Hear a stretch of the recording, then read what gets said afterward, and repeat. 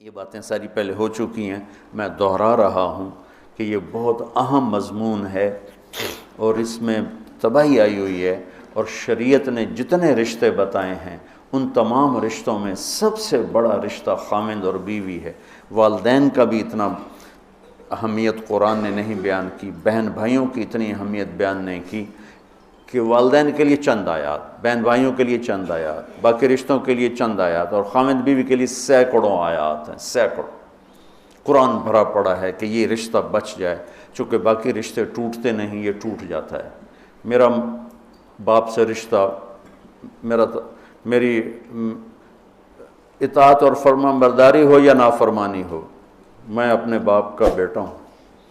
میں اپنی ماں کو تنگ کرتا ہوں یا خوش رکھتا ہوں، میں اپنی ماں کا بیٹا ہوں، یہ رشتہ نہیں ٹوٹتا۔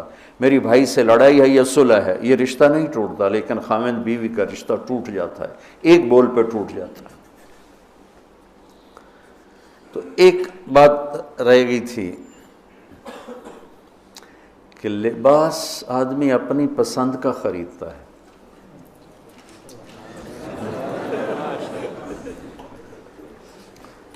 جب چھوٹا بچہ ہوتا ہے پھر تو ماں باپ پہناتے ہیں، جب وہ ہوش میں آ جاتا ہے تو وہ لباس اپنی پسند کا لیتا ہے، ماں کی پسند کا نہیں لیتا، باپ کی پسند کا نہیں لیتا ہے۔ تو لفظ لباس میں اشارہ ہے کہ والدین کو چاہیے کہ شادی میں اپنی بیٹی اور بیٹے کی پسند کا خیال رکھیں۔ یہ لفظ لباس بتا رہا ہے کہ جب ہم چھوٹے تھے ہمیں ماں باپ جو پہناتے تھے ہم پہن لیتے تھے، جب سے ہم نے شعور میں قدم رکھا ہے تو اب ہم اپنا لباس خود ہی خریدتے ہیں، چاہے وہ نیلا ہو، پیلا ہو، کالا ہو، سفید ہو۔ مجھے سفید پسند ہے، زندگی گزر گئی سفید کرتے شلوار میں۔ تو لباس میں اس بات کی طرف اشارہ ہے کہ لڑکے لڑکی کی پسند اور ناپسند کو دیکھا جائے۔ ہمارے معاشرے میں بیٹیوں سے تو پوچھتا ہی کوئی نہیں، اور بیٹوں پر بھی مسلط کرتے ہیں، ایتھے ہی کرنی ہے، بس ہمارا فیصلہ ہے۔ والدین سے کہتا ہوں اللہ کے واسطے، یہ اللہ نے شریعت نے حق رکھا ہے بچے کا، میں نے قبول کیا، لڑکا کہتا ہے، باپ تو نہیں کہتا ہے۔ تو جس نے کہنا ہے میں نے قبول کیا تو وہ قبول تو کرے۔ ایک صحابی نے آ کے عرض کی یا رسول اللہ میں نے وہ نکاح کا پیغام دیا ہے، تو آپ نے فرمایا تو نے وہ لڑکی کو دیکھا ہے؟ کہا جی نہیں۔ آپ نے کہا دیکھ لو، کہ تم نے زندگی گزارنی ہے، دیکھ لو۔ اتنی گنجائش رکھیے کہ لڑکا لڑکی بیٹھیں، آپس میں بیٹھیں، ایک دوسرے کو دیکھ لیں، بات چیت کر لیں، تو انہوں نے زندگی گزارنی ہے۔ تو ہمارا ماحول ہے کہ یہ بھی ہندو سے آیا ہوا معاشرہ ہے کہ وہ ذات پات میں پھنسے ہوئے تھے، بس ہم نے راجپوتوں میں کرنا اور کہیں نہیں کرنا، ہم نے جاٹوں میں کرنا اور کہیں نہیں کرنا، ہم نے ارائیوں میں کرنا اور کہیں نہیں کرنا، ہم یہ ہیں، ہم اس کے علاوہ اور کہیں نہیں کرتے۔ یہ پورے ہمارے ماحول میں ایک چیز رچی ہوئی ہے۔ کتنے بچے میرے پاس آتے ہیں، بچیوں کے فون آتے ہیں، ماں باپ زبردستی شادی کر رہے ہیں، میرا دل نہیں کر رہا لیکن وہ زبردستی کر رہے ہیں۔ تو اگر زبردستی کریں تو پھر مان جاؤ، قربانی دے دو، پھر بغاوت نہ کرو، قربانی دے دو۔ چونکہ ایک اس کے ضد میں انتہا کی بات ہو رہی، وہ ہے کورٹ میرج، کہ بعض بچے بچیاں اتنے باغی ہو جاتے ہیں کہ وہ عدالت میں جا کے اپنا نکاح کر لیتے ہیں۔ میں اس کو ٹھیک نہیں سمجھتا کہ ماں باپ کی دعائیں ہمیشہ کے لیے ختم ہو جائیں گی۔ ماں باپ زیادتی کرنے پر آ گئے ہیں، مان جاؤ اور اللہ سے مانگو، اللہ پاک اس میں آپ کے لیے بہتری کی شکلیں بتائے گا۔ اس کیمرے کے ذریعے سے لوگ جو سن رہے ہیں، سارا ملک تو نہیں سن رہا ہے لیکن جو سن رہے ہیں، یہ شادی بچے کا معاملہ ہے، بچی کا معاملہ، اللہ کے واسطے پوچھا کرو، پوچھے بغیر کرنا زیادتی ہے۔ میرے نبی کی حدیث سناتا ہوں، ما تزوجت وما زوجت الا بوحی من السماء نزل به جبریل۔ میں نے شادی کی یا بیٹی کی شادی کی، پہلے آسمان سے وحی آئی، جبریل آئے، پیغام لائے، حکم لائے، پھر میں نے یہ کام کیا۔ ٹھیک۔ حضرت علی رضی اللہ تعالیٰ عنہ پیغام لے کر آئے ہیں۔ پہلے ابوبکر صدیق نے رشتہ مانگا، آپ خاموش یعنی انکار۔ عمر رضی اللہ تعالیٰ عنہ نے بات کی، خاموش یعنی انکار۔ عبد الرحمن بن عوف نے حضرت علی سے کہا تم جاؤ۔ وہ فرمانے لگے میں تو بہت غریب ہوں، میرا تو گھر بھی اپنا نہیں، مجھے دے دیں گے؟ کہاں دے دیں گے، تم جاؤ۔ تو حضرت علی تشریف لائے، را کے بیٹھے تو شرم کی وجہ سے بولا ہی نہ گیا۔ تو آپ نے فرمایا علی کیسے آئے؟ وہ چپ۔ اب آپ کو تو پتہ تھا علی کیسے آئے، آپ تو اندر دیکھ رہے ہیں۔ تو آپ نے فرمایا لگتا ہے تم فاطمہ کے رشتے کے لیے آئے ہو گے؟ کہا جی ہاں۔ تو آپ نے کہا انشاءاللہ، اور یہ کہہ کر اٹھ گئے۔ تو حضرت علی باہر تشریف لے کے، صحابہ کھڑے ہوئے تھے انتظار میں، کیا ہوا؟ تو فرمایا انکار ہو گیا۔ کہنے لگے کیسے؟ کہا کچھ بولے ہی نہیں۔ تو عبد الرحمن بن عوف کہنے لگے کچھ تو بولے ہوں گے؟ کہا بس انشاءاللہ کہا تھا۔ کہا تو پھر بس مبارک ہو گیا کام۔ تو حضرت علی نے پوچھا وہ کیسے؟ کہا اس لیے کہ نبی کا انشاءاللہ ہاں ہوتا ہے، لہذا تیرا کام ہو گیا۔ اچھا اب بچوں، میرے بچوں سنو، جبریل آ چکے ہیں کہ اللہ فرما رہے ہیں کہ یہ رشتہ یوں ہونا ہے، وہیں ہاں کر دیتے۔ اللہ کے امر کے بعد تو کوئی گنجائش ہی نہیں، وہیں ہاں کر دیتے۔ یہ ہاں کیوں نہیں کی؟ گھر گئے، بیٹی فاطمہ علی کا رشتہ آیا ہے، ہاں کر دوں؟ سبحان اللہ، سبحان اللہ، کمال ہو گیا۔ فاطمہ کا رشتہ آیا ہے، علی کا رشتہ آیا ہے، ہاں کر دوں؟ آپ کا کیا خیال ہے حضرت فاطمہ نے انکار کرنا تھا؟ جنت کی سردار، نبی کے جگر کا ٹکڑا، وہ انکار کرتے ہیں؟ یہ تو آج کی بچے ہماری بیچاری چپ کر کے بیٹھ جاتی ہے، اچھا جی میں تھوڑی مرضی۔ اور وہاں ہمیں تو پتہ نہیں کہ وہی کیا ہے، یہاں تو وہی آ چکی ہے کہ علی اور فاطمہ کی جوڑی آسمان پہ طے ہو چکی ہے۔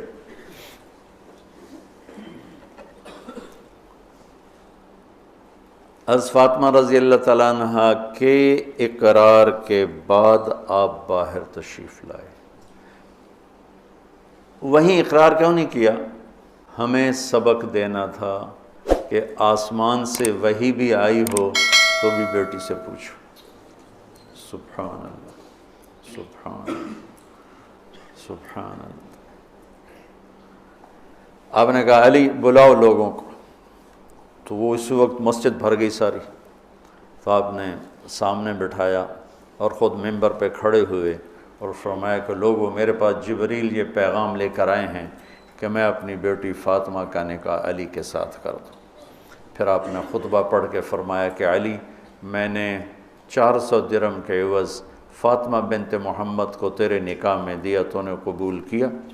تو انہوں نے کہا قبل، تو میں نے قبول کیا اور سجدے میں چلے گئے اور زور سے دعا مانگی، رب اوزعنی ان اشکر نعمتک التی انعمت علی وعلی والدی وان اعمل صالحا ترضاہ واصلح لی فی ذریتی انی تبت الیک وانی من المسلمین۔ یہ دعا مانگی اور اللہ کے نبی نے کہا آمین۔ آپ نے زور سے اوپر سے کہا آمین۔ پھر آپ نے سارے شرکائے نکاح کو شہد کا شربت پلایا اور کھجور کھلائی، شہد کا شربت اور کھجور کھلائی۔ تو آسمانی وحی کے بعد بھی باپ پوچھ رہے ہیں کہاں کر دوں؟ تو ہمارے پاس تو وحی نہیں ہے، اور ایک بچی نے زندگی گزارنی، ایک بچے نے زندگی گزارنی، اور ماں باپ ان کی وہ رائے کے خلاف اولاد بولے تو وہ کہتے ہیں یہ گستاخ ہو گئے ہیں، یہ نافرمان ہو گئے ہیں۔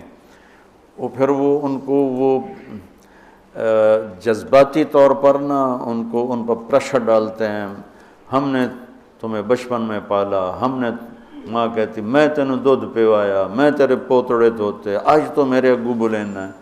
وہ اماں جی میں زندگی گزارنی ہے، تسی گزار بیٹھے ہو، میں گزارنی ہے۔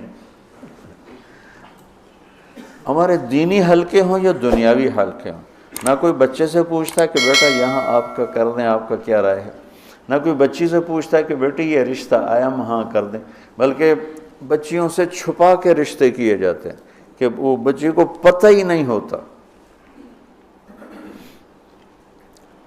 ہمارے پرانے تعلق والے ذمہ دار گھرانے کی بچی کہا جی مولانا صاحب چلو ماں باپ جہاں کر دیں ٹھیک ہے، ہمارا سر جھکا ہوا ہے، اتنا تو دیکھ لیتے انسان کا بچہ ہوتا ہے۔ ایک شرابی کے ساتھ میری شادی کر دی، عمر گزر گئی میری روتے روتے، فیملی میں ہی کرنا تھا تو کوئی اور شریف بچہ دیکھ لیتے۔ مجھے صرف فون پہ کہا گیا کہ باسی تیری منگنی کر دیتی ہے تو فلانی تاریخ نو تیری شادی، اور وہ شرابی تھا میرا، آج تک وہ شراب پیتا۔ یہ وہ دکھتے ہوئے مسائل ہیں جن کو ہم دین کی روشنی میں دیکھتے ہی نہیں ہیں، اپنے رواج کی روشنی میں دیکھتے ہیں۔ ہمارا رواج کیا ہے، ہمارا دستور کیا ہے، اس پر ہم چلتے ہیں۔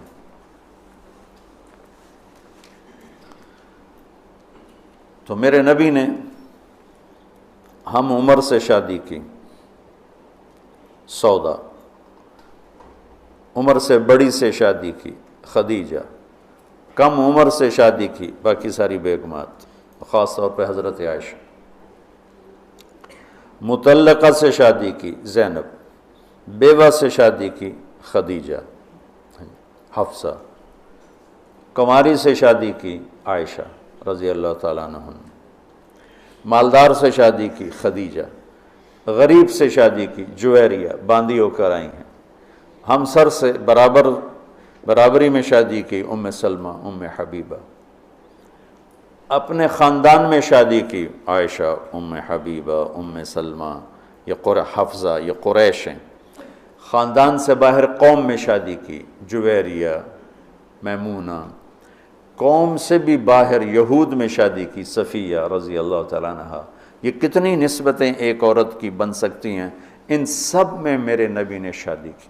اور آپ حیران ہوں گے، اپنی 3 بیٹیاں بنو امیہ کو دیں جن کے ساتھ جانی دشمنی، ابو العاص کو حضرت زینب، ابو العاص بن ربیع بن امیہ بن حرب، اور عثمان بن عفان بنو امیہ، تو پہلے حضرت رقیہ کا کیا، پھر ام کلثوم کا کیا، اور علی اپنے گھر کے تھے، خاندان کے تھے، تو ایک فاطمہ کا رشتہ ان کے ساتھ کیا۔ اور حضرت عثمان کے نکاح میں جب حضرت ام کلثوم کا بھی انتقال ہوا تو آپ نے فرمایا میری 100 بیٹیاں ہوتی اور اس طرح مرتی، 100 کی 100 عثمان کے نکاح میں دیتی۔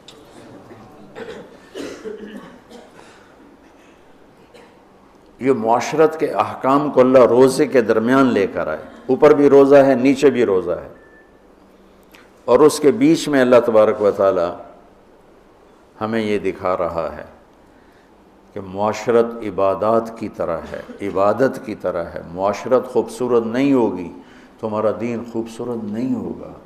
میں بیوی کو عزت نہیں دوں گا، دیکھو طنز کا بول ایسا جیسے کپڑے پھاڑ دینا، بے عزت کرنے کا بول ایسا جیسے کپڑے پھاڑ دینا۔ اور میں کتنا ہی پاگل ہو جاؤں غصے میں اپنا کرتا خود نہیں پھاڑتا ہوں، میں کسی کا کرتا تو پھاڑوں گا، اپنا نہیں پھاڑوں گا۔ تو میری بیوی میرا لباس ہے، مجھے غصہ چڑھا ہوا ہے، مجھے گلہ آیا ہوا ہے، تو میں لباس پہ ہاتھ نہیں ڈالوں گا۔ یہ میں کیا کہہ رہا ہوں کہ میں بیوی کی دل شکنی نہیں کروں گا، بیوی خامند کی دل شکنی نہیں کرے گی، برداشت کریں گے، تب جا کر یہ رشتہ خوبصورت ہوگا۔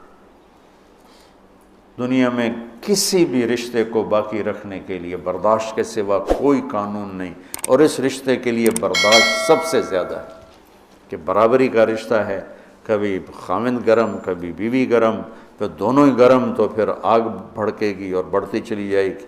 ایک بچہ مجھے آ کے ملا ملتان سے، ٹاپ کیا اس نے پورے پنجاب میں FSC میں، تو کہا جی میں 2 دفعہ خودکشی کی کوشش کر چکا ہوں۔